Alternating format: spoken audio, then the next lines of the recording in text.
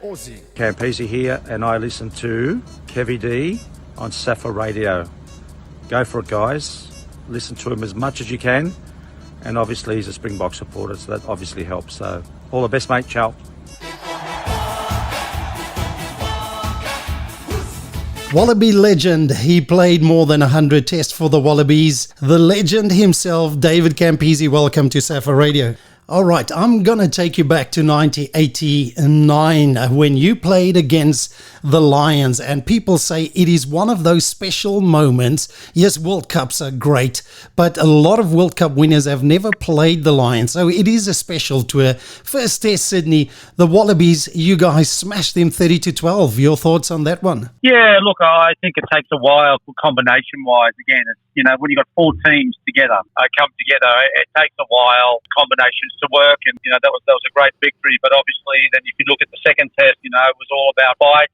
Robbie Jones, the little halfback, Trent Barjard, just one of those things we didn't stay composed enough to win the second test. The second test was referred to as the Battle of Ballymore, and especially two halfbacks, the Joneses. You've mentioned that. In 1974, the Lions came to South Africa, didn't lose any games. They drew the last test, but they decided they got a front up physically, and they had the call 99, which was short for 999, the distress number in the UK. Did they use 99 in your tour as a call to just get involved? No, I don't think so, mate. I don't think that was around. So, again, I'm on the wing, so you don't really hear much what happens from third test. Obviously, look at my fault. 40 minutes left. There was nothing separating the teams. 9-all the score. A drop goal attempt by Lions. Number 10, Rob Andrew, goes to the right. Can the Lions hit back here? Australia trying to wheel it round past the 90. Jones, Andrew looking for the equaliser. Goulet almost charging down, but he put the pressure on. That was important. And now Campese and Evan. Oh, this is terrible stuff.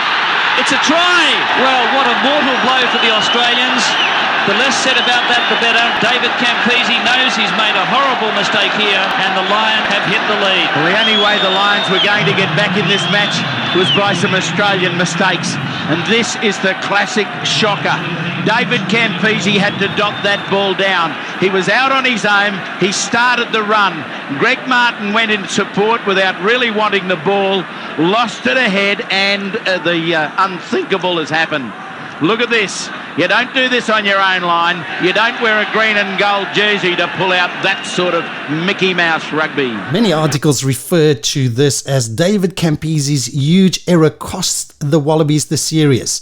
Again, if I look back, if I didn't make that mistake in 89, I probably wouldn't have been the player I was in 91. So you've got to learn by your mistakes. It was a big learning curve for me. And, look, it was a pretty brutal series, but it was a close series, which was what I think people wanted, yeah. And I watched the video and I thought, geez, there was more than 40 minutes left after that incident, and some of the newspaper writings and TV commentating were very, very harsh. I mean, you made a mistake, and I'm going to say you made a mistake because hindsight is 2020. So I looked at the clip now for the first time, and I go, man, there were 4 possible other options. You could have left the kick over the dead ball line, Wallabies 22 drop in into the Lions area. You caught the ball, dotted down 22 drop in into the Lions area. You had a great boot because I think you played 16 tests as a fullback as well. And in that test, you gave some enormous punts, so you could have kicked it. And then the one that flusters me is, yes, you're going to be attacking because earlier in the game, you did catch the ball, another missed drop goal. You catch the ball, you counted to your own 10 meters, so you could do it. But the thing that I go like, how did you miss it? Ewan Evans was already going for Greg Martin, a dummy. That was what I would have expected, but it takes a great player like you to say, I've learned. And obviously in 1991 Rugby World Cup semi-finals, I cannot get you out of my head if I think ever of a player playing a perfect game. Yeah, look, I think that's if you look at the game, as Noel mentioned about the try I saved in the other corner, we did run the ball from our own line, which wasn't the best thing to do. I want to give you credit because I don't think people always realize that. I've been studying a lot of videos of you now, and not many wingers would have been so accurate and so hardworking on cross defense. You referred to that third test, and I can remember 2 incidents, and one where the ref actually blew you up for penalty, saying you're chucking the ball over, and you actually had the ball in your hand. So bringing me to this French ref, if there was a TMO, because his angle when you and Evans scored, a lot of people, and I'm going to ask you because you were closer than the ref, did Greg Martin get a hand on before Evans? No, I don't know, because I think if you actually look at the try again, Yane Evans pushes Martin out of the way. I don't know if that's illegal, whatever, but doesn't, mate. We can't change what's happened in history. You know, we can go back, but again, it's, you know, I'm trying to move on, actually. You guys keep on bloody reminding me.